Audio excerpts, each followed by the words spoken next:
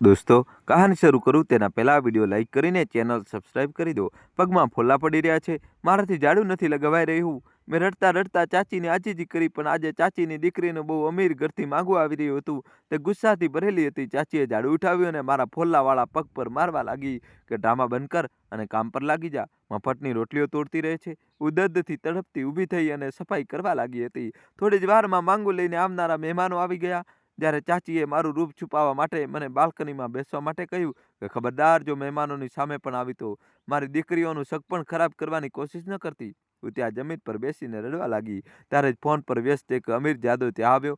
Cigarette સળગાવતી વખતે ગુસ્સામાં કોઈની સાથે ફોન પર વાત કરી રહ્યો હતો. હું કહી રહ્યો છું કે આ બિઝનેસ ડીલ કોઈ પણ સંજોગોમાં હાથમાંથી જવી જોઈએ નહીં. અચાનક તેની નજર મારા પર પડી અને તે મને ઊંડી નજરોથી જોવા લાગ્યો. મેં તરત જ મારો ચહેરો છુપાવી લીધો. રામ રામ મિત્રો, એકવાર ફરીથી સ્વાગત છે તમારી પોતાની ચેનલ વિચારભરી કહાનીઓમાં. વાલા મિત્રો, આ વાર્તા છે એક માસૂમ, સીધી સાદી અને અનાથ છોકરી પલ્લવીની. નાની ઉંમરમાં માતા પિતાની છત્રછાયા ગુમાવી દેનારી પલ્લવીને આશા હતી કે તેના કાકા કાચી તેને પોતાની સમજીને તેનો હાથ પકડશે, તેને પ્રેમ આપશે, તેને સવારશે. પરંતુ કિસ્મતે જાણે તેના માટે કંઈક બીજું જ લખ્યું હતું. કાચીને તેને રોટલી તો આપી, પણ એ રોટલીમાં મીઠું નહીં, આંસુ ભળેલા રહેતા હતા. પલ્લવીને ભેટ ભરીને ખાવાનું તો મળ્યું, પણ દરેક કોળિયાની સાથે અપમાન, મેણા અને તિરસ્કાર મળતા રહ્યા. એટલું જ નહીં, જે જમીન જાયદાદ પર ક્યારેક તેના માતા પિતાનો અધિકાર હતો તે પણ છીનવી લેવામાં આવી અને બદલામાં તેને મળી ફક્ત સૂકી રોટલી અને દર્દ ભરી રાતો. પરંતુ મિત્રો, કહેવાય છે ને કે ભગવાનના દરબારમાં મોડું છે, અંધેર નથી. તે બધું જુએ છે, દરેક આંસુ ગણે છે, દરેક દર્દ સમજે છે. સત્ય દબાઈ તો શકે છે પણ મટી શકતું નથી. તો ચાલો મિત્રો, મોડું કર્યા વગર શરૂ કરીએ આજની વિચારભરી વાર્તા. મારું નામ પલ્લવી છે. હું મારા મમ્મી પપ્પાનું એકમાત્ર સંતાન હતી, જે તેમને લગ્નના 6 વર્ષ પછી ઘણી બાધા આખડીઓ બાદ મળી હતી. મારા મમ્મી પપ્પા મારા પર જીવ રેડતા હતા. મારી એક એક ઈચ્છા પર પપ્પા જીવ નોછાવર કરતા હતા. મારી ઢીંગલીને આજે શું જોઈએ? પપ્પા સાંજે ઓફિસથી આવતાની સાથે જ મને પૂછતા હતા, પપ્પા મને એક ફ્રોક જોઈએ, બસ આટલી જ વાત? કાલે જ આવી જશે. મારા મોઢેથી નીકળેલી દરેક ઈચ્છા પૂરી કરવી તેમણે પોતાની માટે જરૂરી સમજી લીધું હતું. અને મમ્મી તો મને જોઈને જ જીવતી હતી. પલ્લવી બેટા, તે મારા વાળમાં ઓળી આપતી વખતે કહેતી, જ્યારે તું મોટી થઈ જઈશ ત્યારે પણ હું તને મારાથી અલગ નહીં કરું. હંમેશા તને મારી આંખોની સામે રાખીશ. હું તેમના ખોળામાં માથું રાખીને તેમની વાતો સાંભળતી રહેતી હતી. પરંતુ કદાચ કિસ્મતમાં અમારો સાથ બહુ થોડો લખાયેલો હતો. એક દિવસ જ્યારે મમ્મી પપ્પા બંને મને લઈને હોસ્પિટલ જઈ રહ્યા હતા, કારણ કે મને ઘણા દિવસોથી તાવ હતો. મારા ચેકઅપ માટે જઈ રહ્યા હતા. રસ્તામાં ભયાનક એક્સિડન્ટ થયો. કમનસીબે હું બચી ગઈ અને મારા મમ્મી પપ્પા બંને આ દુનિયા છોડીને ચાલ્યા ગયા. હું અનાથ અને ગરીબ થઈ ગઈ હતી. મારી દુનિયા, મારું બધું જ એક પળમાં મારી પાસેથી છીનવાઈ ગયું. કાકા બીજા શહેરમાં રહેતા હતા. તેમને મારા મમ્મી પપ્પાના મોતની ખબર પડી તો તેઓ આવ્યા. મારું બીજું કોઈ નહોતું. મારા પપ્પા અને કાકા અલગ શહેરમાં હતા. કાકા મને પોતાની સાથે લઈ ગયા, કારણ કે મને સાચવવા વાળું કોઈ નહોતું. કાચી મને બિલકુલ પણ પસંદ કરતી નહોતી. તેમનું વર્તન પહેલા દિવસથી જ મારી સાથે બહુ ઠંડુ હતું. કાકા થોડો સમય તો રહ્યા, પરંતુ પછી તે કામના સિલસિલામાં શહેરની બહાર ચાલ્યા ગયા હતા. તે દિવસ પછીથી કાચીનું વર્તન મારી સાથે બહુ જ ખરાબ થઈ ગયું. કાકા જ્યારે ફોન કરતા તો કાચી તેમને કહેતી, જી પલ્લવી બિલકુલ ઠીક છે, સ્કૂલે જાય છે, હું તેને ખૂબ ભણાવી રહી છું, તમે ચિંતા ન કરો. જ્યારે એક કાચીએ મારી સ્કૂલ છોડાવી દીધી હતી. જ્યારે મારા મમ્મી પપ્પાનું ડેથ થયું ત્યારે હું 7મા ધોરણમાં હતી. ત્યારબાદ કાકાની હાજરીમાં 2 વર્ષ વધુ ભણી. કાચીએ પછી મને સ્કૂલે જ જવા ન દીધી. શું કરવું છે આટલું ભણી ગણીને?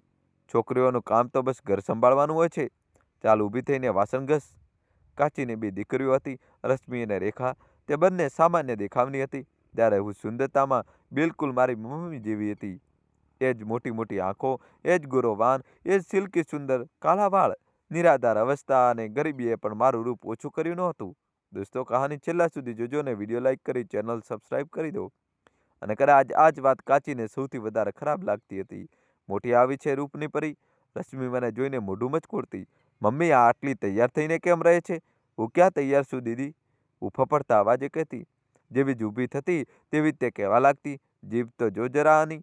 કાચી રસોડામાંથી અવાજ લગાવતી, કામચોર ક્યાંની? કાચી આખો દિવસ મારી પાસે ઘરના કામ કરાવતી. ઝાડુ, પોતા, વાસણ, કપડાં બધું જ મારી એકલીની જવાબદારીમાં હોત. અને જ્યારે ખાવાનો સમય આવતો ત્યારે 100 જાતની વાતો સંભળાવતી. કાચી મને સૂકરી રોટલીઓ અને વધેલું શાક આપતી. કહેતી, મફતની રોટલીઓ ખાઈને પહાડ બનતી જાય છે. જો ક્યારેક જમવાનું વધતું તો મને મળી જતું, નહીં તો ભૂખ્યા પેટે જ રાત પસાર થઈ જતી હતી. હવે મને ધીરજ ધરતા આવડી ગયું હતું. મમ્મી પપ્પા હોત તો દરેક જીદ મનાવી લેતી હતી, પરંતુ હવે જાણતી હતી કે મારા વહાલા સંબંધો આ દુનિયામાં નથી. કાચી બધા કામ કરાવીને પણ મને 100 જાતની વાતો સંભળાવતી. જ્યોતિજા પલ્લવી તે અવારનવાર મને તાકીને કહેતી, તારી માનો બધો બદલો તારી પાસે કાઢીશ. તે ભણેલી ગણેલી હતી ને, ખબર નહીં પોતાની જાતને શું સમજતી હતી. મારી ઇજ્જત તો બે કોડીની પણ રહેવા દીધી નહોતી તેને. હવે તેની દીકરી પાસેથી ગણી ગણીને બદલો લઈશ. મને સમજ નહોતું આવતું કે મારી મમ્મીએ કાચી સાથે એવું તો શું કર્યું હતું, પરંતુ હું ખામોશ રહેતી હતી. સાંજે પોતાના બિસ્તર પર સૂઈને મોઢું છુપાવીને હું ખૂબ રડતી હતી. માં, હું તકિયામાં મોઢું છુપાવીને ડૂસકા ભરતી. તમે તો કહેતા હતા કે જ્યારે તું મોટી થઈ જઈશ ત્યારે પણ તને પોતાની સાથેથી અલગ નહીં કરવું, પરંતુ તમે તો બાળપણમાં આજે છોડીને ચાલ્યા ગયા. તેમને બહુ યાદ કરતી હતી. પપ્પાનો લાડ પ્રેમ બહુ યાદ આવતો હતો, પરંતુ મોત દયાહીન હતી. મારી પાસેથી મારું બધું જ છીનવી લઈ ગઈ. હું બસ દરેક રાત્રે એ જ પ્રાર્થના કરતી કે હે ઉપરવાળા, મારા માટે કોઈ રસ્તો કરી દે, અથવા મને પણ તારી પાસે જ બોલાવી લે. તે દિવસે કાકીએ મને ખૂબ સારું જમવાનું બનાવવાનું કહ્યું હતું. હું મારા જ વિચારોમાં ખોવાયેલી હતી. મને મારા મમ્મી પપ્પાની યાદ ખૂબ જ વધારે આવી રહી હતી. હું લાકડાની ચમચી હાંડીમાં ફેરવી રહી હતી અને આંસુ મારા ગાલ પર વહી રહ્યા હતા. મમ્મી, તમે તો કહેતા હતા કે તમે મને ક્યારે પણ એકલી નહીં છોડો, પણ જુઓ હું હવે કેટલી એકલી થઈ ગઈ છું. મેં આંસુ લૂછતા મીઠાનો ડબ્બો ઉપાડ્યો અને શાકમાં મીઠું નાખ્યું. ફરી ખ્યાલોમાં ખોવાઈ ગઈ કે પપ્પા મને કેવી રીતે ગુડિયા રાણી કહીને બોલાવતા હતા, કેવી રીતે તેઓ મને પ્રેમ કરતા હતા. ન જાણે જ્યારે મારો પ્રેમ હાથ ફરીથી મીઠાના ડબ્બા તરફ વધી ગયો અને મેં બિરયાનીમાં 2 વાર મીઠું નાખી દીધું. અરે મનહૂસ, મરી ગઈ કે શું? જમવાનું તૈયાર થઈ ગયું કે નહીં? કાકીએ કિચનમાં દાખલ થતાં જ ગુસ્સાથી પૂછ્યું. જી કાકી, બસ તૈયાર છે. મેં ગભરાઈને જલ્દીથી ચૂલો બંધ કરી દીધો હતો. લા ભાઈ, હું જોઉં તે આજે શું ગુલ ખીલવ્યા છે. તેમણે ચમચી મારા હાથમાંથી ઝૂંટવી લીધી અને શાક ચાખવા લાગ્યા. શાક ચાખતા જ તેમણે આખો કોળિયો જમીન પર થૂકી દીધો. સત્યનાશ જાય તારું, બધું જ ખરાબ કરી નાખ્યું તે. તે ખરાબ રીતે ચીસો પાડવા લાગ્યા. સામાન કંઈ મફતમાં નથી આવતો. તે બધું જ ખરાબ કરી મૂક્યું. આમાં મીઠું નાખ્યું છે કે ઝેર દોડ્યું છે? કાકીએ મને ખબર જ ના પડી. હું ધ્રુજવા લાગી. હા, તને ખબર કેવી રીતે પડશે? ધ્યાન તો આખો દિવસ રખડપટ્ટીમાં હોય છે ને? કાકીનો અવાજ સાંભળીને રશ્મિ અને રેખા પણ કિચનમાં આવી ગઈ હતી. શું થયું મમ્મી? રશ્મિએ પૂછ્યું. અરે થવાનું શું છે? આ ચૂડેલે બધું શાક ખરાબ કરી નાખ્યું. રેખાએ પણ શાક ચાખીને મોઢું બગાડ્યું. ઓહો, આટલું કડવું? આણે ચોક્કસ જાણી જોઈને કર્યું છે. મમ્મી, આ નથી ઈચ્છતી કે આપણે કંઈ સારું ખાઈએ. રશ્મિએ આગમાં ઘી નાખ્યું. હા મમ્મી, આને ખબર હતી કે આજે કંઈક ખાસ રાંધવાનું છે, એટલે આણે જાણી જોઈને મીઠું તેજ કર્યું છે. મેં જાણી જોઈને કંઈ નથી કર્યું દીદી. હું રડવા લાગી. જીભ જો જરા આની. મારી સામે જીભ ચલાવે છે? કાકીએ મારો હાથ એટલો જોરથી પકડ્યો કે મારી ચીસ નીકળી ગઈ. આટલા પૈસા લગાવ્યા છે મેં, અને બધી વસ્તુઓ તે નકામી કરી મૂકી. તે મને હાથ પકડીને બેઠક રૂમમાં લાવી અને ત્યાં ખૂબ જ ગરમી હતી. સૂરજ આગ વરસાવી રહ્યો હતો. ચાલ મારી સાથે ઉપર છત પર. નહીં કાકીજી, મને માફ કરી દો. હું તેમના પગે પડવા લાગી. ઉપર ખૂબ જ તડકો છે. હા, હું તને ત્યાં જ ઊભી રાખીશ. તારું મગજ ઠેકાણે આવી જશે. તે મને જબરજસ્તી ઢસડતી સીડીઓથી ઉપર છત પર લઈ ગઈ. છતનું ભોંય તળિયું તડકાની તેજીથી તંદૂરની જેમ તપી રહ્યું હતું. ઉતાર તારા ચપ્પલ, તેમણે મને હુકમ આપ્યો. નહીં કાકી, ફ્લોર ખૂબ ગરમ છે. મારા પગ બળી જશે. ઉપરવાળાના વાસ્તે મારા પર રહેમ તો કરો. હું કાલવાળા કરવા લાગી. રહેમ તારા પર? તે હસવા લાગી. તારી માએ મારા પર રહેમ કરી હતી કે હું તારા પર કરું? ઉતાર ચપ્પલ, હું કહું છું ચપ્પલ ઉતાર. તેમણે નમીને પોતે જ મારા પગમાંથી તૂટેલા ચપ્પલ ઉતારીને દૂર ફેંકી દીધા. ઊભી રહ્યા એ ઉગાડા પગે. જેવા મારા પગ ફ્લોર પર અડ્યા, એવું લાગ્યું જાણે કોઈએ અંગારા પર ઊભી કરી દીધી હોય. હું દર્દથી ચીસ પાડવા લાગી. હા કાકીજી, મારા પગ ખૂબ બળી રહ્યા છે. હા હા, બળવા દે તારા પગને. મારું દિલ પણ તો આ જ રીતે તો બાળ્યું છે ને? કાકી ગુસ્સાથી બોલ્યા. અહીંયા જ ઊભી રહે. આજ તારી સજા છે. તે જે નુકસાન કર્યું છે તે તું પૂરી નથી થઈ શકતું, પણ હું મારા દિલ હળવું કરી લઉં તને સજા આપીને. મમ્મી, આને એ જ બંધ કરી દો. રશ્મિ બોલી. હા. રેખા પણ હસવા લાગી. જુઓ તો કેવી માછલીની જેમ તડપી રહી છે. કાકીની બંને દીકરીઓ પાછળ ઊભી હસી રહી હતી, અને કાકીને મારા પર જરા પણ દયા નહોતી આવી રહી. કાકી, મને માફ કરી દો. આજ પછી પૂરા ધ્યાનથી કામ કરીશ. હવે તમારું કોઈ નુકસાન નહીં કરું. મારા પગ બળી રહ્યા છે. મારાથી સહન નથી થતું. ચૂપચાપ ઊભી રહે. જો અહીંથી હલી કે શોર મચાવ્યો તો આનાથી પણ ખરાબ સજા આપીશ. કાકી આ કહીને નીચે પોતાની દીકરીઓ સાથે જતી રહી અને તેમણે છતનો દરવાજો ફરીથી બંધ કરી દીધો. હું તપતી ગરમ છત પર એકલી રહી ગઈ. ફ્લોર એટલો ગરમ હતો કે એક સેકન્ડ માટે પણ પગ ટકરાવવો મુશ્કેલ હતો. હું ક્યારેક એક પગ ઉપાડતી તો ક્યારેક બીજો. એ ઉપરવાળા, મારી મદદ કર. મારા મમ્મી પપ્પાને કેમ બોલાવી લીધા તમારી પાસે? મને આ મુશ્કેલીમાં છોડી ગયા. તડકાની ગરમી મારા માથાને પીગળાવી રહી હતી અને પગ નીચે જાણે આગ સળગી રહી હતી. મારું ગળું તરસથી સુકાઈને કાંટો થઈ રહ્યો હતો, પરંતુ દયાની ભીખ માંગનાર કોઈ નહોતું. હું ખરાબ રીતે ચક્કર ખાઈને પડી ગઈ હતી. કદાચ મારા પડવાનો અવાજ નીચે સુધી ગયો. થોડી વાર પછી કાકીએ આવીને દરવાજો ખોલ્યો. મરી ગઈ કે જીવતી છે? તેણે મને જમીન પર પડેલી જોઈને નફરતથી કહ્યું. હું કંઈ બોલવાને લાયક નહોતી. દફા થા નીચે. ડામેબાજ ક્યાંની? કાકીએ તોય મારા પર દયા ના આવી. હું પડતી આખડતી દિવાલોના સહારે નીચે આવી ગઈ. માંડ માંડ પોતાના પગ પર પડેલા ફોલ્લાઓ સાથે સીડીઓથી ઉતરી. મારા પગથી ચલાતું નહોતું. એવું લાગતું હતું જાણે તળિયામાં હજારો સોય ભોંકવામાં આવી હોય. રૂમમાં જઈને ખૂબ ધરાઈને રડી. મમ્મી પપ્પા, તમે ક્યાં છો? મેં હિબકા ભરતા કહ્યું. મારી માં તો મારી જરા સરખી તકલીફમાં આખા ઘરમાં દોડતી થઈ જતી હતી. અને પપ્પા, તેમને તો જીભ બુઠ્ઠીમાં આવી જતો હતો. મને જરા સરખી ઈજા થતી તો. અને આજે મને તડકામાં ઊભી રાખીને મારા પગ પર આટલા મોટા ફોલ્લાઓ કરાવી દીધા. સાચું કહે છે, આ દુનિયા બહુ બેરહમ છે. એક મા બાપ જ હોય છે જે પોતાના સંતાન પર પ્રેમનો હાથ રાખે છે. આખી રાત હું તકલીફમાં રડતી રહી. પગમાં એટલી બળતરા હતી કે એક પળ માટે પણ ઊંઘી ન શકી. સવાર પડતા જ કાકીએ મને કામે લગાડી દીધી. ઉઠ પલ્લવી, બસ મુર્દાની જેમ પડી રહે છે. તેમણે દાબલો ખેંચતા કહ્યું. કાકી, મારાથી ઉઠાતું નથી. મેં દર્દથી કહ્યું. પગ જમીન પર રાખવાની કોશિશ કરી, પણ તે જ દુખાવો મારા પૂરા શરીરમાં દોડી ગયો. આજે આખા ઘરની સરખી સફાઈ કરવાની છે. ઉપરવાળી છતથી લઈને નીચે સુધી બધું જ ચમકવું જોઈએ. આજે મહેમાન આવી રહ્યા છે. મારી રશ્મિને જોવા. છોકરાવાળા બહુ અમીર છે. કાકી, મારા પગમાં ફોલ્લા થયા છે. મેં રડતા કહ્યું. મારાથી સાવરણી નથી ફેરવાતી. તેમણે બેરમીથી મારા પગ જોયા. નુકસાન તો તને બહુ કરતા આવડે છે ડામેબાજીમાં, પણ તું તારી મા પર ગઈ છે. કાકી, તમને ઉપરવાળાના વાસ્તે કહું છું, મારાથી નહીં થાય. હું રડી તો સાવરણી શું તારો બાપ લગાવશે કે તારી માં લગાવશે? કાકીએ ગુસ્સામાં સાવરણી ઉપાડી. તમે અહીં મફતની રોટલી તોડવા માટે નથી રાખી. ચાલ કામ પર લાગી જા. આનાથી પહેલાં હું કંઈ બીજું કહું, કાકીએ સાવરણીથી મારવાનું શરૂ કરી દીધું. નહીં કાકી, ઉપરવાળા માટે ના મારો. હું આંસુ લૂંટતી લંગડાતી ઊભી થઈ. કાકીએ સાવરણી મારા હાથમાં પકડાવી દીધી. મારા પગથી ચલાતું નહોતું. ફોલ્લા બહુ વધી ગયા હતા. મારી દીકરીનું બહુ અમીર ઘરથી માંગવું આવી રહ્યું છે. ઘર ચારે બાજુથી સાફ હોવું જોઈએ. ખૂણે ખૂણેથી તેમની વાત સાંભળીને હું દર્દથી તડપતી ઊભી થઈ અને સફાઈ કરવા લાગી. હું લંગડાઈને સાવરણી મારી રહી હતી. મમ્મી, રેખાએ મને જોઈને કહ્યું. આને કહો કે જલ્દી કામ કરે. મહેમાનોના આવવાનો સમય થઈ રહ્યો છે. પલ્લવી, કાકીએ ચીસ પાડી. મરી મરીને કામ કરી રહી છે. જલ્દી હાથ ચલાવ. મેં દર્દને નજરઅંદાજ કરીને જલ્દી ઘર સાફ કર્યું. થોડી વારમાં મહેમાન આવી ગયા. હું કિચનમાં વાસણ સંકેલી રહી હતી. મમ્મી બહાર મહેમાન આવી ગયા. રશ્મિએ બૂમ પાડી. કાકી તરત બહાર ભાગી. પલ્લવી તેમને કિચનમાં જોતા જ ગુસ્સાથી બૂમ પાડી. તું હજી સુધી અહીં શું કરી રહી છે? કાકી, હું બસ વાસણ ધોતી હતી. મેં ગભરાઈને કહ્યું. વાસણ છોડ અને અહીં આવ. તેમણે મારો હાથ પકડી લીધો. તેમની આંખોમાં અજીબ પ્રકારનો ડર અને નફરત હતી. તારી માની જેમ રૂપ બહુ લઈને પેદા થઈ છે તું. તે ગુસ્સાથી બોલવા લાગી. તારું આ રૂપ મારી દીકરીઓના રસ્તામાં અવરોધ ના બનવું જોઈએ. હું તને એ અમીર લોકોની નજરમાં હરગીજ નહીં આવવા દઉં. હું તેમની સામે નહીં આવું. હું રૂમમાં જતી રહું છું. રૂમમાં નહીં. કાકીએ મારો હાથ એટલો જોરથી ખેંચ્યો કે હું એકવાર ફરીથી દર્દથી કણસી ઉઠી. તારા પર મને કોઈ જ ભરોસો નથી. તો જાણી જોઈને તેમની સામે આવી જઈશ, જેથી મારી દીકરીઓનું શક પણ ખરાબ થઈ જાય. નહીં કાકી, હું ભલા એવું કેમ કરીશ? મેં રડબસ અવાજે કહ્યું. જીભ બંધ રાખ તારી. તે મને ખેંચતી લાઉન્જમાં લાવી અને નાની એવી બાલ્કની તરફ લઈ ગઈ. આ બાલ્કની તડકા તરફની હતી અને ત્યાં કોઈ છત પણ નહોતી. જે આરામથી બાલ્કનીમાં બેસી જા. તેમણે મને ધક્કો મારતા કહ્યું. અને ત્યાંથી નીકળવાની કોશિશ ના કરતી. મહેમાનો સામે તારું આવું ગુનો છે. જો તું ત્યાં આવી ગઈ તો યાદ રાખજે, જિંદગીભર તેની સજા ભોગવીશ. આનાથી પહેલાં કે હું કોઈ વિનંતી કરું, કાકી મને ખેંચતી બાલ્કનીમાં છોડીને આવી ગઈ અને બહારથી દરવાજો લોક કરી દીધો. હું બાલ્કનીમાં એકલી રહી ગઈ, જ્યાં ખૂબ જ તડકો હતો. ફ્લોર હજી પણ ગરમ થઈ રહ્યો હતો. રડતી હિબકા ભરતી હું એક ખૂણામાં લપાઈને બેસી ગઈ.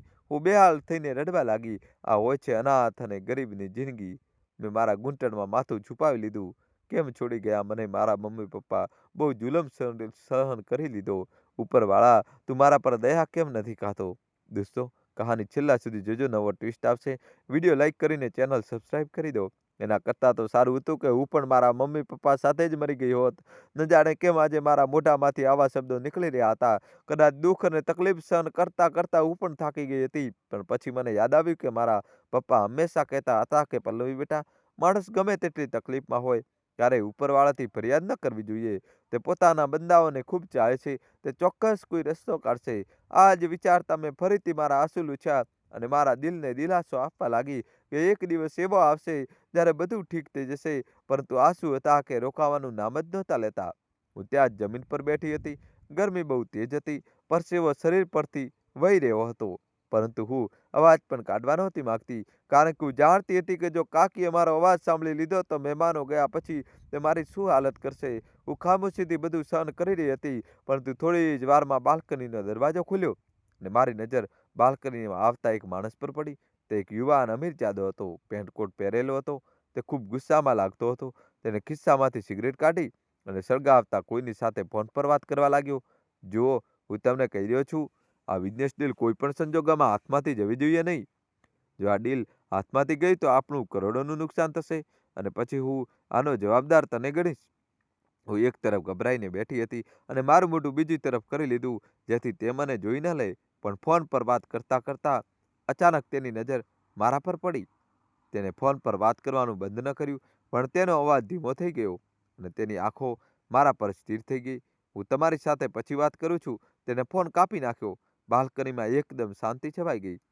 ફક્ત મારા તેજ ધબકારાનો અવાજ આવી રહ્યો હતો. તે મને ઊંડી નજરે જોવા લાગ્યો. મેં સહેજ નજર છુપાવીને તેને જોયું તો તે મારી તરફ જ જોઈ રહ્યો હતો અને બહુ ઊંડી મૂંઝવણભરી નજરોથી જોઈ રહ્યો હતો.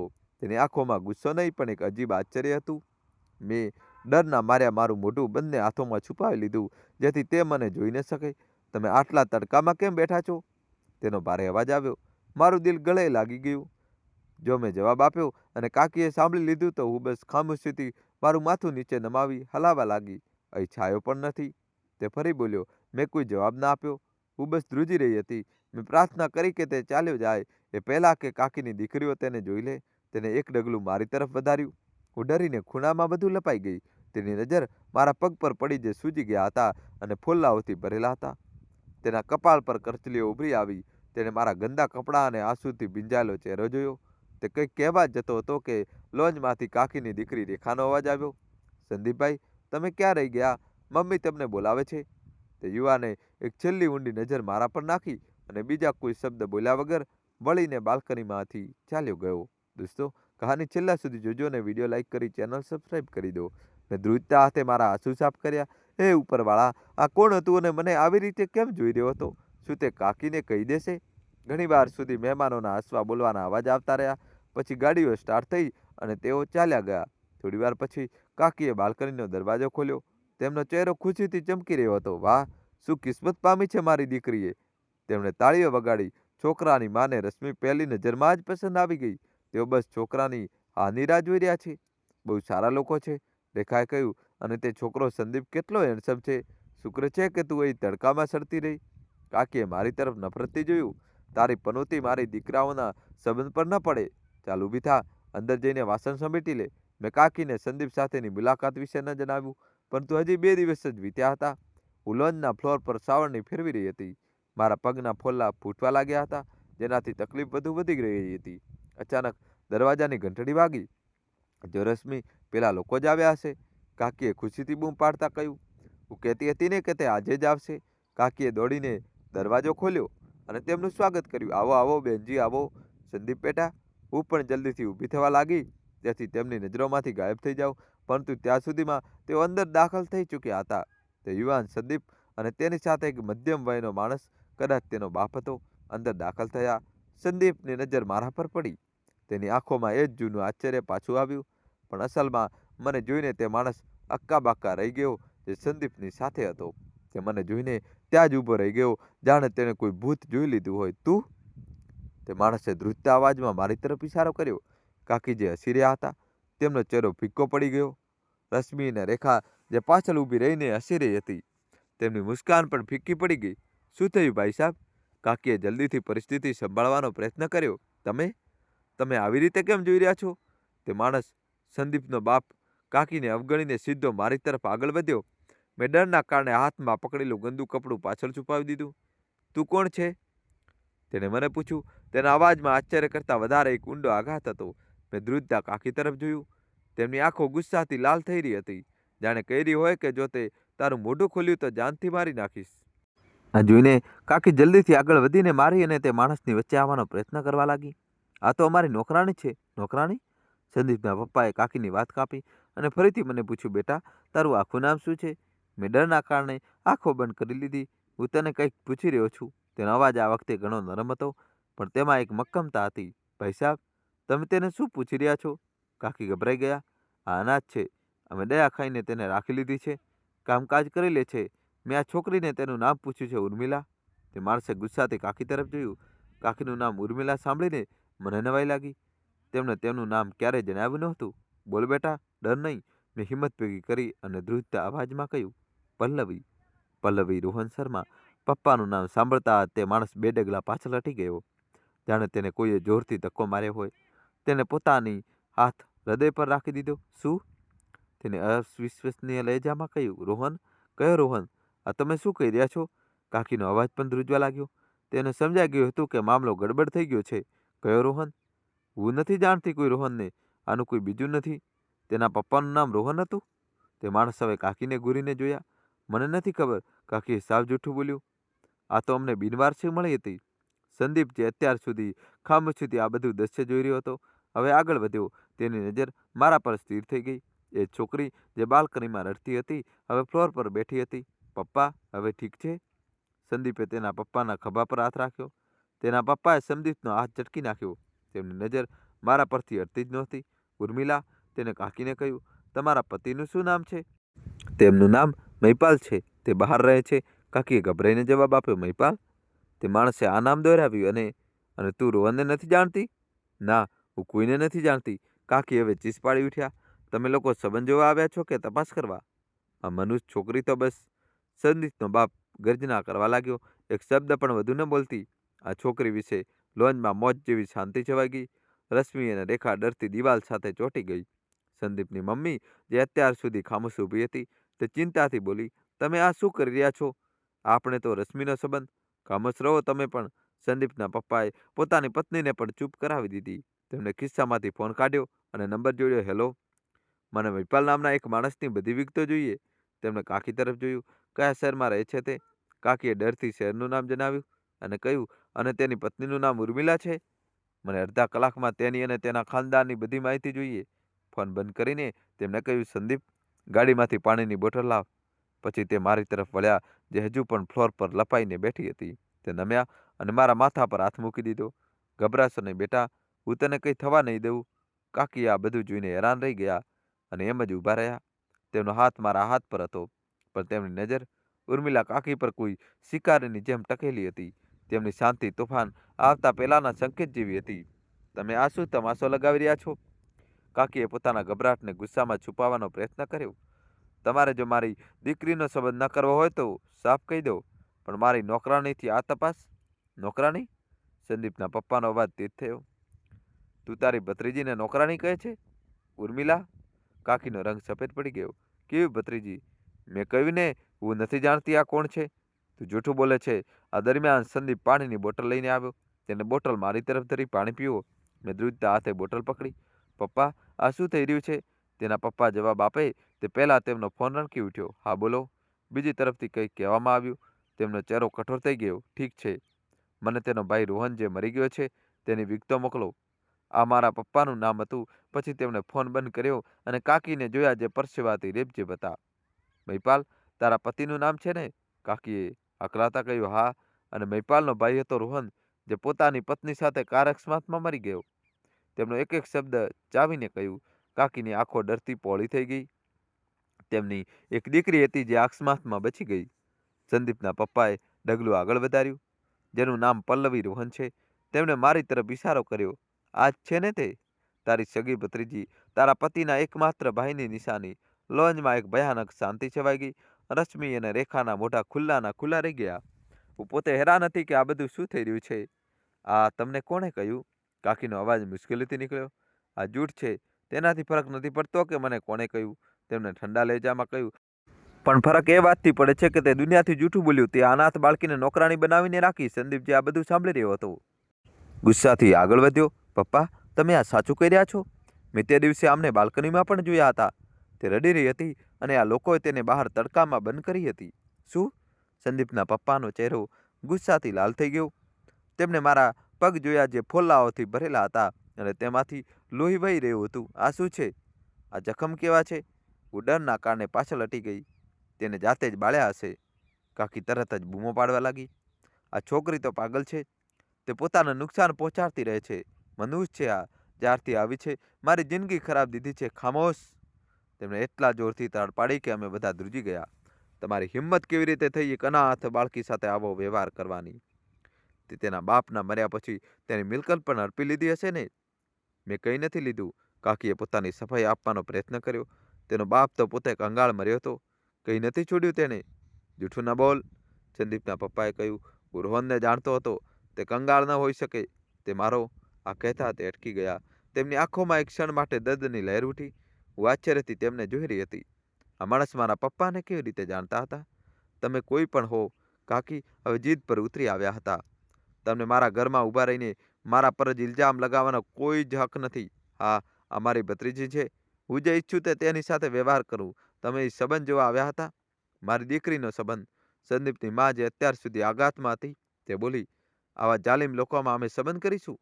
સાંભળો, મારે અહીં એક ક્ષણ પણ નથી રોકાવું. ચાલો આપણે અહીંથી જઈ રહ્યા છીએ. સંદીપના પપ્પાએ કહ્યું. પરંતુ એકલા નહીં. શું મતલબ?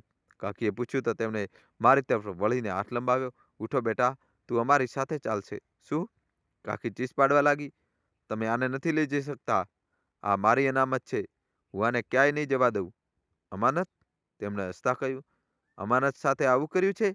તારા જેવી સ્ત્રી પાસે હું આ બાળકીને એક સેકન્ડ માટે પણ નહીં છોડી શકું. સંદીપે કહ્યું. પપ્પા ઠીક કહી રહ્યા છે. આપણે આને અહીં ન છોડી શકીએ. આમની હાલત જુઓ. તમે લોકો જબરજસ્તી ન કરી શકો. કાકી મારી આગળ આવીને ઊભા રહી ગયા. દફા થઈ જાઓ મારા ઘરમાંથી, નહીં તો હું હોબાળો મચાવી દઈશ. તેમણે શાંતિથી હસીને પોતાનો ફોન કાઢ્યો. ઠીક છે, હું અત્યારે જ પોલીસને ફોન કરું છું અને તેમને જણાવું છું કે તે એક અનાથ બાળકીને ગેરકાયદેસર રીતે કેદ કરી રાખી છે. તેના પર કેટલો જુલમ કરે છે. દોસ્તો, કહાની છેલ્લા સુધી જોજો અને વિડીયો લાઇક કરી ચેનલ સબસ્ક્રાઇબ કરી દો. નવો ટ્વિસ્ટ આવશે. પોલીસનું નામ સાંભળીને કાકીના હોશ ઉડી ગયા. પછી જ્યારે તપાસ થશે તેમણે ગંભીરતાથી કહ્યું, તો એ પણ ખબર પડી જશે કે તે તેના પપ્પાની મિલકતનું શું કર્યું. અને મને પૂરો વિશ્વાસ છે કે તે તેના બેંક એકાઉન્ટ ખાલી કરી દીધા હશે. ઉર્મિલા કાકીનો ચહેરો ડરથી લાલ પડી ગયો. તે જાણતા હતા કે તે ખરાબ રીતે ફસાઈ ગયા છે. પોલીસનું નામ સાંભળતા તેમના ચહેરા પરથી બધું લોહી ઉતરી ગયું.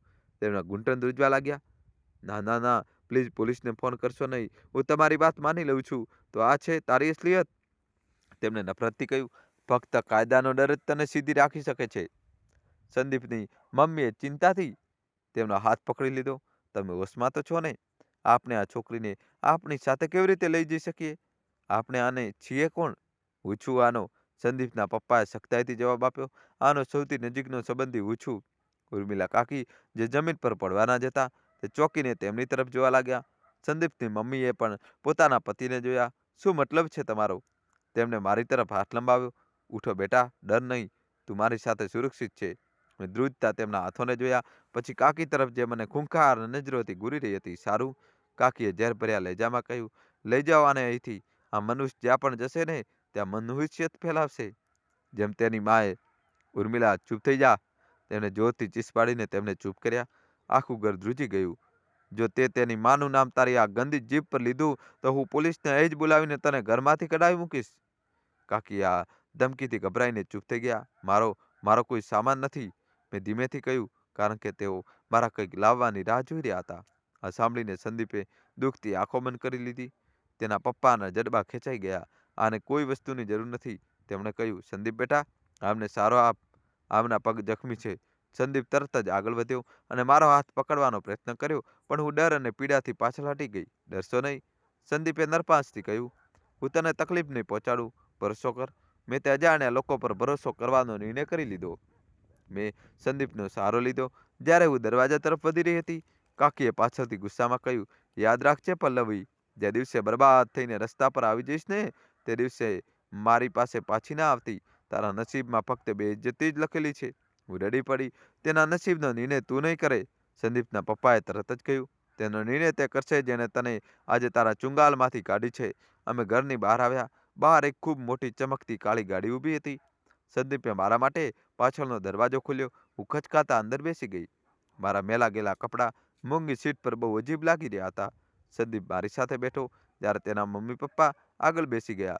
તેની મમ્મીનો ચહેરો ગુસ્સાથી લાલ હતો. આ તમે સારું નથી કર્યું. આપણે રશ્મિનો સંબંધ જોવા ગયા હતા. ઉર્મિલા મારી દૂરની ઓળખાણવાળી હતી. હવે હું તેમને શું મોઢું બતાવીશ? તમારે આ સ્ત્રીનું મોઢું જોવાની જરૂર નથી. તેના પપ્પાએ ગુસ્સામાં સ્ટીરિંગ પર હાથ માર્યો. અને રશ્મિ, જેની માં આટલી જાલિમ હોય તેની દીકરી શું ફરિશ્તો હશે? સંદીપ આ ઘરમાં લગ્ન નહીં કરે, પરંતુ આ છોકરી? તેની મમ્મીએ નફરતથી મારી તરફ જોયું. આને આપણે ક્યાં રાખીશું? લોકોને શું કહીશું કે આ નોકરાણી ક્યાંથી ઉઠાવી લાવ્યા છીએ? તેના પપ્પાએ તરત જ ટોક્યો, આ નોકરાણી નથી તો બીજું શું છે? તે ચીસ પાડવા લાગી. આ રોહનની દીકરી છે. તેમણે કહ્યું, એ જ રોહન? સંદીપની મમ્મીના અવાજમાં આશ્ચર્ય હતું, જેનો તમે અવારનવાર ઉલ્લેખ કરતા હતા. એ જ રોહન સાહેબ. તેમનો અવાજ ભારે થઈ ગયો. હું ખામોશીથી તેમની વાતો સાંભળી રહી હતી. મારા પપ્પાનું નામ? આ લોકો મારા પપ્પાને આટલું બધું કેવી રીતે જાણતા હતા? પરંતુ ભલા તેમની સાથે અમારો શું સંબંધ? મેં કહ્યું ને, ચૂપ થઈ જાઓ. તેમણે વાત કાપી નાખી. ગાડી એક બહુ મોટા ગેટની અંદર દાખલ થઈ.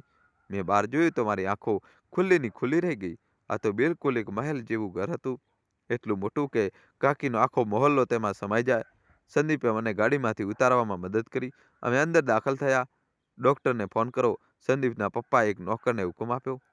તરત જ આમના માટે સારા કપડાં લઈને આવો. એમને ગેસ્ટ રૂમમાં નહીં. ત્યારે જ તેમની પત્નીએ તેમને રોકી દીધા. આ ગેસ્ટ રૂમમાં નહીં રહે. આ ઘરના કેટલાક નિયમો છે. અને પાછળના ઓરડાઓમાંથી કોઈ ઓરડો આપી દો. તમે ચૂપ થઈ જાઓ. સંદીપના પપ્પાએ જવાબ આપ્યો, આની આ હાલત તમારી વજહથી નથી થઈ કે તમે આને વધારે અપમાનિત કરો. આ માસ્ટર ગેસ્ટ રૂમમાં જ રહેશે.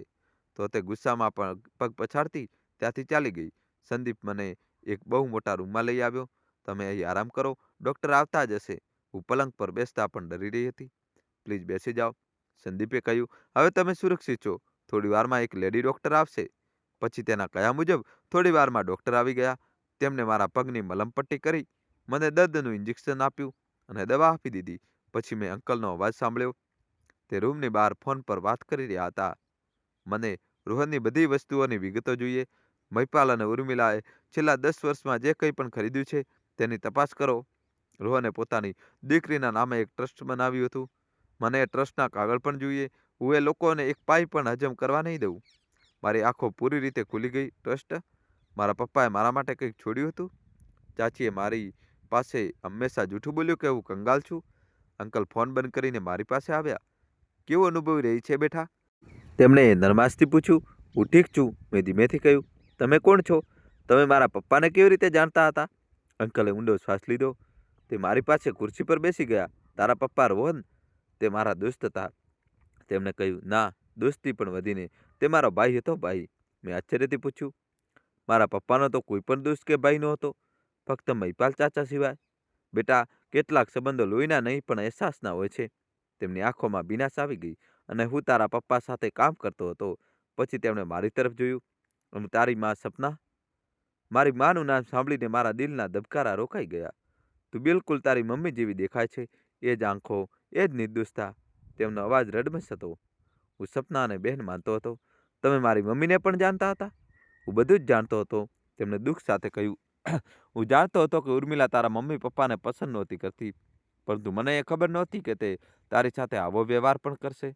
તો પછી તમે આટલા વર્ષો ક્યાં હતા? મેં રડતા રડતા પૂછ્યું. હું દેશની બહાર હતો. મને મહિપાલ અને ઉર્મિલાએ એ જ જણાવ્યું હતું કે તેમના હિસાબે તું પણ તારા મમ્મી પપ્પા સાથે મરી ગઈ હતી. આ એક ખરાબ સમાચાર હતા. શું? હા, તેમણે મારી સાથે જૂઠું બોલ્યું. હું તો આજે સંદીપના માંગા માટે ત્યાં ગયો હતો. સંદીપે જ્યારે તને બાલ્કનીમાં જોઈ હતી ત્યારે તેને મને આવીને જણાવ્યું. તેને તારો ફોટો પણ પાડી લીધો હતો. જ્યારે મેં ફોટો જોયો, મને લાગ્યું કે મેં સપનાને જ જોઈ લીધી છે. ત્યારે જ મેં તપાસ શરૂ કરાવી અને આજે સચ્ચાઈ જાણવા માટે જ તારા ઘરે આવ્યો હતો. તો તમે એટલા માટે? હા બેટા, હું તને ઇન્સાફ અપાવવા આવ્યો છું. તેમણે મારા માથા પર હાથ મૂકી દીધો. હવે તું આરામ કર. ઉર્મિલાને તેના દરેક ગુનાની સજા મળશે. થોડા દિવસ તેમના ઘરે શાંતિથી પસાર થયા.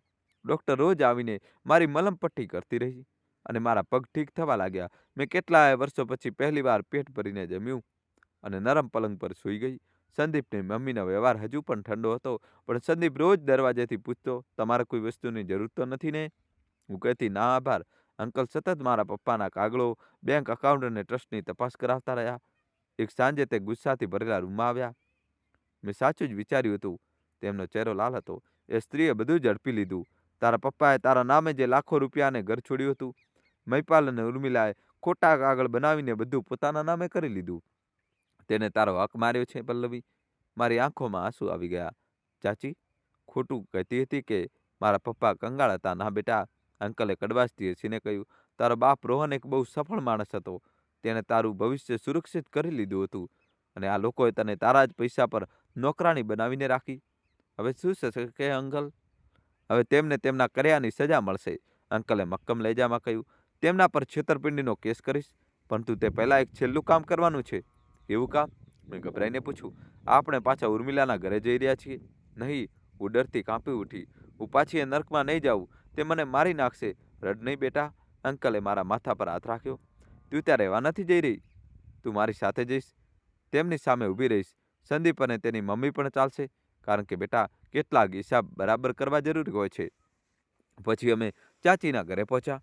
ચાચીએ દરવાજો ખોલ્યો અને મને જોઈને ભડકી ઉઠી. તમે બધા લોકો ફરી આવી ગયા અને આ મનુષ્યને પાછી કેમ લાવ્યા છો? લઈ જવાને. પોતાનો જ અવાજ નીચે રાખ ઉર્મિલા. અંકલે ઠંડા લહેજામાં કહ્યું, અમે અંદર આવી રહ્યા છીએ. તે જબરજસ્તી અંદર દાખલ થઈ ગયા. રશ્મિ અને રેખા અમને જોઈને એક ખૂણામાં ઊભી રહી ગઈ. તમે લોકો ઈચ્છો છો શું? ચાચીએ ગુસ્સામાં કહ્યું. પોલીસને બોલાવવું? બોલાવી લો. અંકલે શાંતિથી કહ્યું, તેમને તો એમ પણ અહીં આવવાનું જ છે.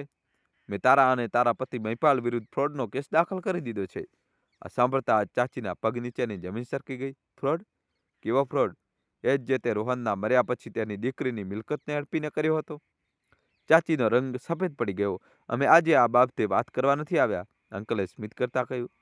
ચાચી, રશ્મિ અને રેખાએ હેરાન થઈને તેમની તરફ જોયું. અમે આજે એક સંબંધ લઈને આવ્યા છીએ. ત્રણેયના ચહેરા પર અવિશ્વસનીય અસર હતી. રશ્મિ જે ડરેલી હતી, તેના ચહેરા પર આશાનું કિરણ જાગ્યું. શું મતલબ? ચાચીએ અકળાતા કહ્યું. રશ્મિ માટે? ના. અંકલે તેમની આશા પર પાણી ફેરવી દીધું. અમે તમારી દીકરીનું માંગુ લઈને નથી આવ્યા, પરંતુ અમે સંદીપ માટે પલ્લવીનો હાથ માંગવા આવ્યા છીએ. આસલી ધડાકો હતો. રૂમમાં જાણે બોમ્બ ફાટ્યો હોય તેમ રશ્મિ અને રેખાનું મોઢું ખુલ્લું રહી ગયું. ઉર્મિલા ચાચી પહેલા તો હેરાન થઈ ગઈ અને પછી તેમણે એક જોરદાર હાસ્ય કર્યું. તમે પાગલ થઈ ગયા છો? સંબંધ? એ પણ આ છોકરીનો? સંદીપ જે અત્યાર સુધી શાંત હતો તે આગળ વધ્યો. હું તમારી દીકરી સાથે લગ્ન ન કરી શકું. હું પલ્લવી સાથે લગ્ન કરવા ઈચ્છું છું. ચાચીએ નફરતથી મારી તરફ જોયું. હું જે અંકલની પાછળ છુપાવવાની કોશિશ કરી રહી હતી, તું એ નોકરાણી સાથે લગ્ન કરીશ? ચાચીએ નફરતથી કહ્યું. આ મારી નોકરાણી છે. આ લોકોના ઘરોમાં કચરા પોતા કરતી હતી, અને શું તમે આટલા અમીર લોકો થઈને એક નોકરાણી સાથે પોતાના દીકરાના લગ્ન કરશો? આની ઓકાત છે તમારા ખાનદાનમાં આવવાની? નોકરાણી? ત્યારે જ પેલા નવયુવાનના પિતા આગળ વધી ગયા. તેમનો ચહેરો ગુસ્સાની જગ્યાએ એક ઊંડા દુઃખથી ભરેલો હતો. બસ ઉર્મિલા, બહુ થયું, તેમણે ઠંડા અવાજમાં કહ્યું. તે દુનિયામાં જૂઠું બોલ્યું. તે તેના કાકાથી જૂઠું બોલ્યું. તે મારી સાથે પણ જૂઠું બોલ્યું. શું મતલબ? ચાચીએ પૂછ્યું. બધું જ ખબર પડી ગઈ છે કે આ કોણ છે. અંકલે મારો હાથ પકડી લીધો અને મને પોતાની પાસે ઊભી રાખી. અંકલે મારો હાથ પોતાના હાથમાં મજબૂતીથી પકડી લીધો અને બધાની સામે બોલ્યા, ઉર્મિલા, હવે તારે સત્ય સાંભળવું જ પડશે. આ છોકરી તારી નોકરાણી નહીં, તારી જવાબદારી હતી અને તારા પતિના ભાઈ રોહનની એકની એક દીકરી છે. એ જ રોહન જેને મરતા પહેલા પોતાની દીકરી માટે બધું જ છોડ્યું હતું, પરંતુ તે તેના નામની દરેક વસ્તુ અડપી લીધી અને તેને નોકરાણી બનાવીને પોતાના ઘરમાં કેદ કરી રાખી. દોસ્તો, કહાની છેલ્લા સુધી જોજો. હવે નવો ટ્વિસ્ટ આવશે. જલ્દીથી વિડીયો લાઇક કરીને તમારા ભાઈ માટે ચેનલ સબસ્ક્રાઈબ કરી દો. રશ્મિ અને રેખાની આંખો ફાટી રહી ગઈ. ઉર્મિલાના ઓઠ સુકાઈ ગયા. તે એક પાછળ હટી ગઈ. અંકલનો અવાજ હવે વધુ સખત થઈ ચૂક્યો હતો. આજે તારા જૂઠાણાનો પર્દાફાશ થઈ ચૂક્યો છે. હવે ના કોઈ કપટ બાકી છે, ના કોઈ બહાનું. તને તારા કર્યાની સજા જરૂર મળશે. સંદીપે મારી તરફ જોયું. તેની આંખોમાં કંઈક અલગ જ ચમક હતી, જાણે તેને હવે નક્કી કરી લીધું હોય કે તે મને ક્યારેય એકલી નહીં છોડે. ઉર્મિલા આકળાતા બોલી, તમે લોકો મને ફસાવવા આવ્યા છો. તમને શું લાગે છે હું ડરી જઈશ? અંકલે ઠંડા લહેજામાં કહ્યું. તું ડરવા નથી માંગતી તો ઠીક છે, પણ હવે તને કાયદો શીખવીશ કે કોઈ અનાથ બાળકી સાથે આવો વ્યવહાર કરવો કેટલો મોટો ગુનો છે. ત્યારે જ બહારથી 2 પોલીસવાળા અંદર આવ્યા. તેમણે ઉર્મિલા ચાચીની ધરપકડ કરી લીધી. તે બૂમો પાડતી રહી, વિનંતીઓ કરતી રહી, પરંતુ કોઈ તેની વાત સાંભળી રહ્યું નહોતું. રશ્મિ અને રેખા બંને રડી પડી. મને વિશ્વાસ નહોતો થતો કે તે સ્ત્રી જે વર્ષોથી મારા પર હાવી હતી, આજે આટલી લાચાર ઊભી હતી. અંકલે મારી તરફ જોયું. તેમની આંખોમાં કોમળતા હતી. ચાલ બેટા, હવે અહીંથી ચાલીએ, સંદીપે ધીમેથી કહ્યું. આ પલ્લવી, હું તેની સાથે બહાર નીકળી આવી. હવામાં હવે કોઈ બંધ રૂમની ભેજવાળી ગંધ નહોતી. ગાડીમાં બેસતી વખતે મારું દિલ બહુ જોરથી ધબકી રહ્યું હતું. મને ખબર નહોતી કે હવે મારી જિંદગી કઈ દિશામાં જઈ રહી છે, પરંતુ એક વાત તો સાફ હતી, હવે હું કોઈના રહેમો કરમ પર નહીં રહું. હવે હું મારા નામથી જીવીશ. થોડા દિવસો વીતી ગયા. ઉર્મિલા ચાચી અને મહિપાલ ચાચા વિરુદ્ધ કેસ ચાલવા લાગ્યો હતો. અંકલે મારા માટે દરેક કાયદાકીય દસ્તાવેજ સંભાળી લીધા હતા. મારા નામની મિલકત મારા હાથમાં પાછી આવી ગઈ હતી. તેમણે મારા માટે વકીલ રાખ્યો અને દરેક નાનામાં નાના કામમાં મારો સાથ આપ્યો. સંદીપ રોજ મારી પાસે આવતો, પૂછતો હતો, કેવી છો, ઠીક તો છો ને? અને દરેક વખતે તેના અવાજમાં તે સુકૂન હતું જે મને ક્યારેક મારા પપ્પાના અવાજમાં અનુભવાયું હતું. તેની મમ્મી શરૂઆતમાં મારાથી થોડી દૂરી બનાવી રાખતી હતી, પરંતુ જેમ જેમ તેમણે જોયું કે હું કેટલી શાંત અને આભારી છું, તેમ તેમ તેમનું વલણ બદલાવા લાગ્યું. એક દિવસ તે પોતે મારા રૂમમાં આવ્યા અને મારા હાથ પર હાથ રાખીને બોલ્યા, બેટા, મેં તારી સાથે શરૂઆતમાં સારો વ્યવહાર નથી કર્યો, મને માફ કરી દે. હું રડી પડી અને મેં તેમના પગ સ્પર્શ કર્યા.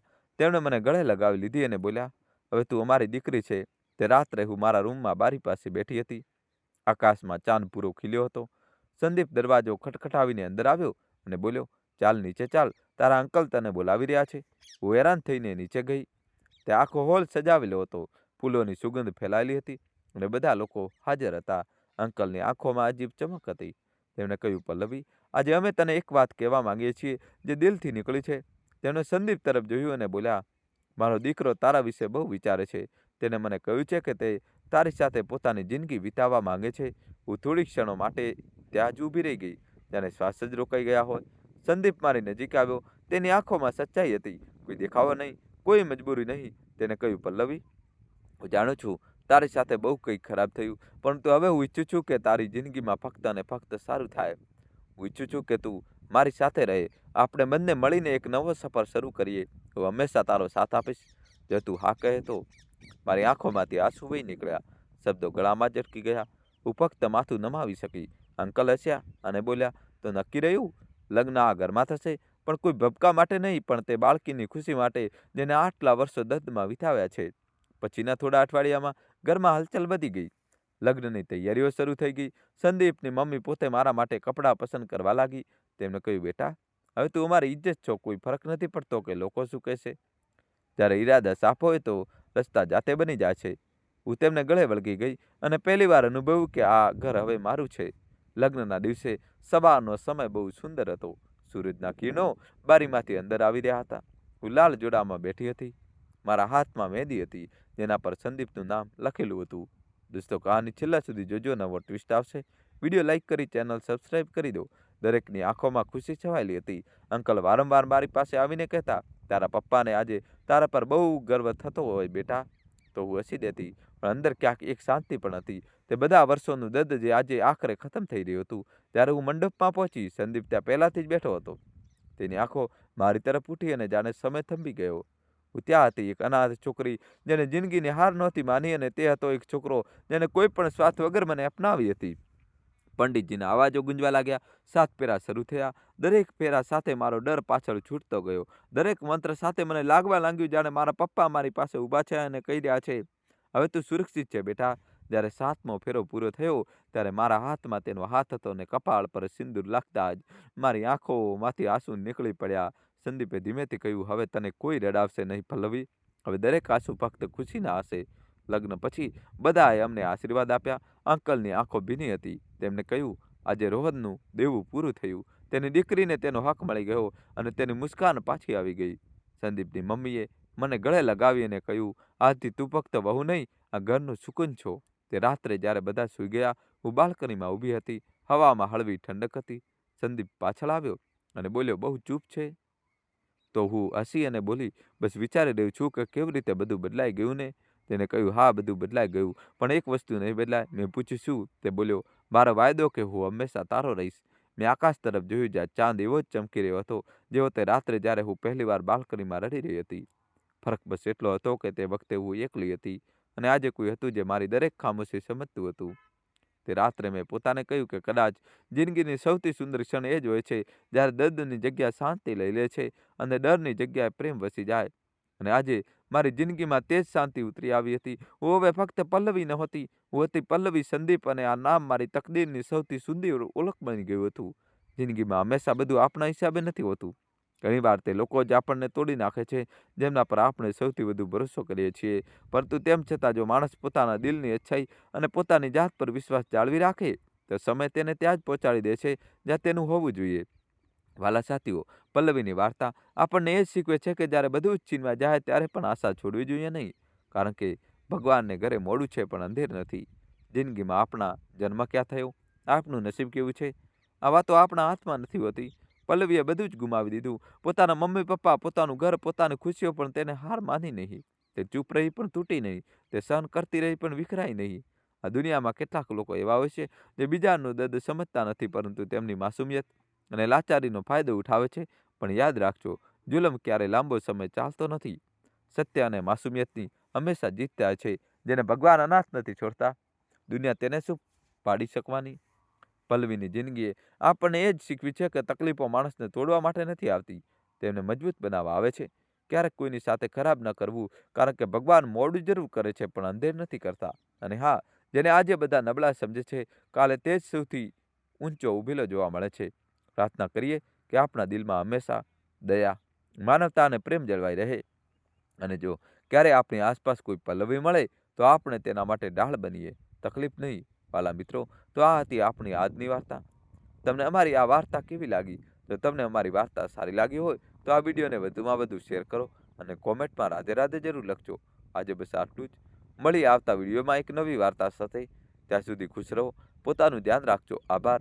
રાધે રાધે. અને કોમેન્ટ્સમાં દોસ્તો તમારે જય શ્રી કૃષ્ણ લખવું જ પડશે. અને તમે કયા ગામ, કયા શહેરથી સ્ટોરી જોઈ રહ્યા છો, તમારા ગામનું નામ, શહેરનું નામ લખજો અને કોમેન્ટમાં જય શ્રી કૃષ્ણ તો લખવું જ પડશે. વિડીયો લાઇક કરી ચેનલ સબસ્ક્રાઈબ કરી દો. ખૂબ ખૂબ ધન્યવાદ. દિલથી આભાર.